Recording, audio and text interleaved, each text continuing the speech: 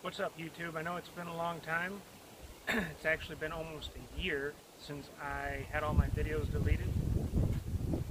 It's been a rough year. Had some personal things going on that I really can't get into and discuss. But I am going to be coming back this fall. I'm going to have new slugs. I'm going to have new videos coming out. All my ammunition that I currently have will be back in stock in the next couple of months. But I want to know from you guys, what kind of videos did you like from my channel? Did you like my machining videos? Did you guys like my testing videos? Do you want to see other random gun videos? Or, I've got a new farm truck here. This is going to be my main truck for getting the camera stuff out and targets and everything. I'm going to be doing some work to this truck. I'm going to be dropping a 460 in it.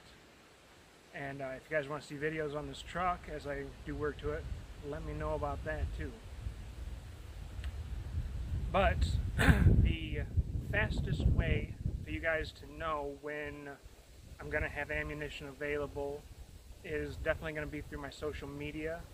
Or if you want to know when it's actually available for purchase, go over to ballisticmachinist.com and sign up for my newsletter, because as soon as I publish something and say it's back in stock, I'm going to be sending out a newsletter announcing that that round is back in stock.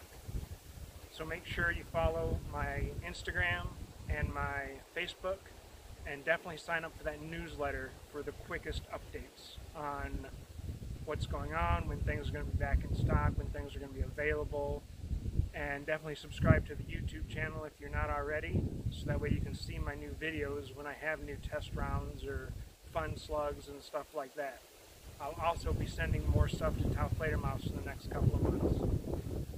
So thanks for your patience in the past year where I haven't really done anything and uploaded anything, but I will be back.